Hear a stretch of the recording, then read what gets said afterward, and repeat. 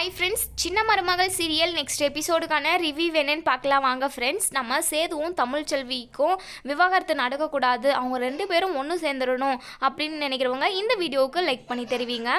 இங்கே நம்ம சேது இருந்துட்டு, அப்பா நீங்கள் எடுத்திருக்க முடிவில் எனக்கு கொஞ்சம் கூட விருப்பம் இல்லைப்பா அப்படின்னு சொல்லிட்டு சேது வந்து சொல்கிறாங்க. இங்கே ராஜாங்க இருந்துட்டு, நான் யாரோட விருப்பத்தையும் கேட்கல, இதுதான் என்னுடைய முடிவு அப்படின்னு சொல்கிறாங்க. இங்கே தமிழ்ச்செல்வி இருந்துட்டு அவங்க அப்பா கிட்ட சொல்கிறாங்க, அப்பா தயவு செஞ்சு பணத்துக்காகவோ சொத்துக்காகவோ நான் விவாகரத்து வாங்கிக்கிறேன் அப்படின்னு மட்டும் சொல்லிடாதீங்கப்பா. எனக்கு என் புருஷன் வேணும், நான் எவ்வளோக்கும் என் புருஷனை விட்டு கொடுக்க மாட்டேன், நான் கண்டிப்பாக அவர்கிட்ட இருந்து விவாகரத்து வாங்க மாட்டேன், எனக்கு சொத்து சொகத்தை விட என் புருஷன் மட்டும்தான் எனக்கு வேணும் அப்படின்னு சொல்லிட்டு இங்கே தமிழ்ச்செல்வி சொல்கிறாங்க. இங்கே நம்ம செல்லப்பன் இருந்துட்டு யோசிக்கிறாங்க. இங்கே ராஜாங்கத்துக்கிட்ட சொல்கிறாங்க, சம்மந்தி கண்டிப்பாக நீங்கள் எடுத்திருக்க முடிவில் எங்களுக்கு கொஞ்சம் கூட விருப்பமே இல்லை, துளி கூட விருப்பம் கிடையாது. ஏன்னா என் பொண்ணு வாளா வெட்டியாக எங்கள் வீட்டுக்கு வந்து அந்த சொத்து சொகத்தை வச்சுக்கிட்டு என்ன பண்ண முடியும்? என் பொண்ணுக்கு அவளோட வாழ்க்கை தான் முக்கியம். அதே சமயம் அவள் உயிரோடு இருக்கிற வரைக்கும் யாரு கூடயும் என் மாப்பிள்ளைக்கு கல்யாணம் நடக்கவே கூடாது, நாங்கள் நடக்கவும் விட மாட்டோம் அப்படின்னு சொல்கிறாங்க. இங்கே சாவித்திரிக்கு பயங்கர கோவம் வருது. அண்ணே என்னென்ன இதெல்லாம், இவங்க பாட்டுக்கு என்னென்னமோ பேசிக்கிட்டு இருக்காங்க, நீங்கள் தெளிவாக யோசித்து ஒரு நல்ல முடிவை சொல்லியிருக்கீங்க, அதில் ஏதாச்சும் ஒரு முடிவை இவங்க செலக்ட் பண்ணாமல் இவங்க பாட்டுக்கு இவங்க வச்சு தான் சட்டன்ற மாதிரி பேசிக்கிட்டு இருக்காங்க. அண்ணே இவங்களை ஃபஸ்ட்டு துரத்தி விட்டுட்டு ஃபஸ்ட்டு தாமரைக்கும் சேதுக்கும் என்ன கல்யாணத்துக்கான ஏற்பாடு எல்லாத்தையுமே நீங்கள் பண்ணுங்கண்ணே. அவங்க பேசுகிறதெல்லாம் நீங்கள் காதலியே எடுத்துக்காதீங்க. இந்த தமிழ்ச்செல்வி இதுவும் வேணும் அதுவும் வேணும் அப்படின்னு நினைக்கிறவா, அவள் சொத்தும் வேணும் சேதுவும் வேணும்னு நினைக்கிறா. அதனால் அவங்கள வந்து அதாவது ஒரு ஆளாகவே எடுத்துக்காதீங்க. ஃபஸ்ட்டு சேதுக்கும் தாமரைக்கும் கல்யாணம் நடக்கணும், அதுக்கான வேலையை மட்டும் பார்ப்போன்னே அப்படின்னு சொல்லிட்டு இங்கே சாவித்திரி சொல்ல, இங்கே செல்லப்ப இருந்துட்டு, இங்கே பாருங்கள் நீங்கள் நினைக்கிற மாதிரியெல்லாம் நான் நடக்க விட மாட்டேன், ஃபஸ்ட்டு தப்பு நடந்ததா இல்லையான்னு சொல்லிட்டு தீர விசாரிக்கணும், விசாரித்ததுக்கு அப்புறம் தான் கண்டிப்பாக எது உண்மை எது பொய்ன்னு சொல்லிட்டு தெரிய வரும். நீங்கள் உங்கள் பொண்ணை கூட்டிகிட்டு போயிட்டு ஹாஸ்பிட்டலில் பிளட் டெஸ்ட்டு கொடுங்க, அந்த டெஸ்ட் மூலமாக அவங்களுக்குள்ள தப்பு நடந்ததா இல்லையான்னு சொல்லிட்டு அவங்க கண்டுபிடிச்சிருவாங்க. அந்த டெஸ்ட் ரிப்போர்ட் வந்ததுக்கு அப்புறம் நீங்கள் என்ன சொல்கிறீங்களோ அதை நான் கேட்குறேன் அப்படின்னு சொல்லிட்டு இங்கே செல்லப்பன் வந்து ரொம்பவே உறுதியாக சொல்கிறாங்க. இங்கே நம்ம தமிழ்ச்செல்விக்குமே ரொம்பவே நம்பிக்கை இருக்குது, கண்டிப்பாக தன்னோட புருஷன் வந்து எந்த ஒரு தப்பும் பண்ணியிருக்க மாட்டார் அப்படின்னு சொல்லிட்டு நம்ம தமிழ்ச்செல்வியுமே ஆமாங்க இதுதான் கரெக்டாக இருக்கும், கண்ணால் பார்ப்பதும் போய் காதால் கேட்பதும் போய் தீர விசாரிப்பதே மெய் அப்படின்னு சொல்லிட்டு இங்கே நம்ம தமிழ்ச்செல்வி பேசிக்கிட்டு இருக்காங்க. இங்கே ராஜாங்க இருந்துட்டு, ஆளாளுக்கு முடிவு எடுக்காதீங்க, நான் எடுத்தது தான் முடிவு, உங்களுக்கு இதை சகிச்சுக்கிட்டு நீங்கள் அதாவது இந்த தாமரையும் சேதுக்கும் கல்யாணம் நடக்கும், அதை சகிச்சுக்கிட்டு உங்கள் பொண்ணால் இந்த வீட்டில் வாழ முடிஞ்சால் வாழட்டும், அப்படி இல்லைன்னா சொத்தை வாங்கிக்கிட்டு தயவு செஞ்சு இங்கேருந்து கிளம்பிடுங்க, சும்மா அதவே தப்பு நடந்ததவே பற்றி பேசி என்னை இரிட்டேட் பண்ணாதீங்க அப்படின்னு சொல்லிட்டு இங்கே ராஜாங்க வந்து சொல்கிறாங்க. இங்கே தமிழ்ச்செல்வி இருந்துட்டு, மாமா தயவு செஞ்சு என்னோட வாழ்க்கையும் கொஞ்சம் நினச்சி பாருங்கள், உங்கள் தங்கச்சி பொண்ணு தாமரைக்கு ஏதோ கெடுதல் நடந்துருச்சு, அதுக்கு நீங்கள் பதில் சொல்லியே ஆகணும் அப்படின்னு சொல்கிறீங்க, ஆனால் நானும் ஒரு பொண்ணு தானே, என்னுடைய வாழ்க்கையுமே இப்படி கெட்டு கிடக்கு, ஆனால் அதுக்கு எந்த ஒரு முடிவும் சொல்லாமல் அதை பற்றி மட்டுமே பேசுகிறீங்களே, தயவு செஞ்சு கொஞ்சமாவது யோசிச்சு முடிவெடுங்க, என் மாமாவை நான் யாருக்காகவும் விட்டு கொடுக்க முடியாது அப்படின்னு சொல்லிட்டு இங்கே நம்ம தமிழ்ச்செல்வி பேசிக்கிட்டு இருக்க.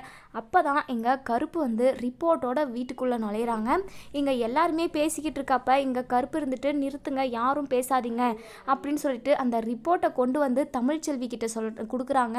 தமிழ்ச்செல்வி இந்த ரிப்போர்ட்டில் என்ன எழுதியிருக்குன்ட்டு கொஞ்சம் படித்து சொல்லுமா அப்படின்னு சொல்லி இங்கே கருப்பு சொல்ல, இங்கே தமிழ்ச்செல்வி என்னென்ன இது அப்படின்னு சொல்லி கேட்குறாங்க. இதை படித்து பாரு அப்படின்னு சொல்லி இங்கே நம்ம கருப்பு வந்து ரொம்பவே தைரியமாக கொடுக்குறாங்க. நம்ம சேதுவோட வாழ்க்கையை நம்ம மீட்டட்டோம் அப்படின்னு சொல்லிட்டு அந்த ரிப்போர்ட்டில் உள்ளதை படிக்கிறாங்க. இங்கே தமிழ்ச்செல்வி ஒவ்வொன்றா அங்கே உள்ள எல்லாருமே அதை கேட்டுக்கிட்டு இருக்காங்க. அதில் கேக்கில் மயக்க மருந்து கலந்துருக்காங்க அப்படிங்கிற ஒரு விஷயம் வெளியே வருது.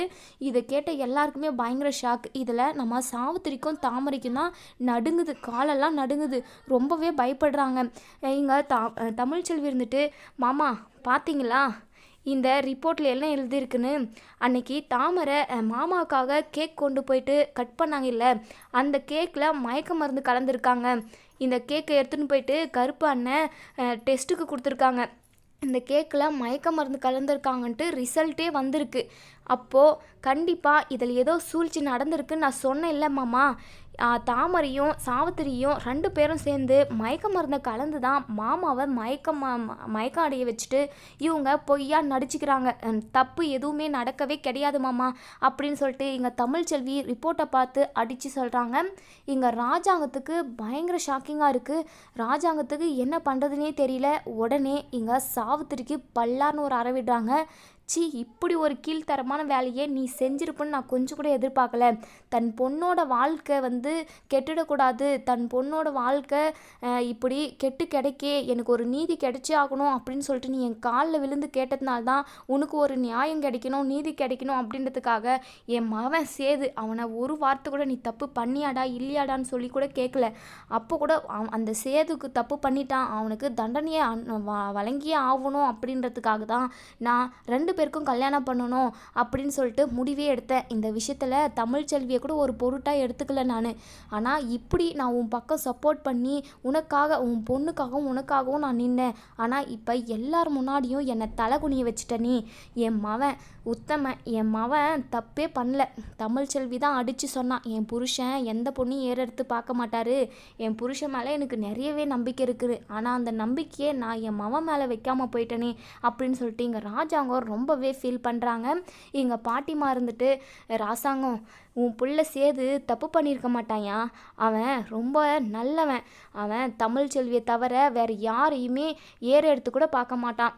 எங்கள் எல்லாரையும் நீ எங்கேயா பேச விட்ட, நீயா ஒரு முடிவு, இந்த சாவித்திரி பேச்சை கேட்டுக்கிட்டு நீயா ஒரு முடிவு எடுத்துட்ட.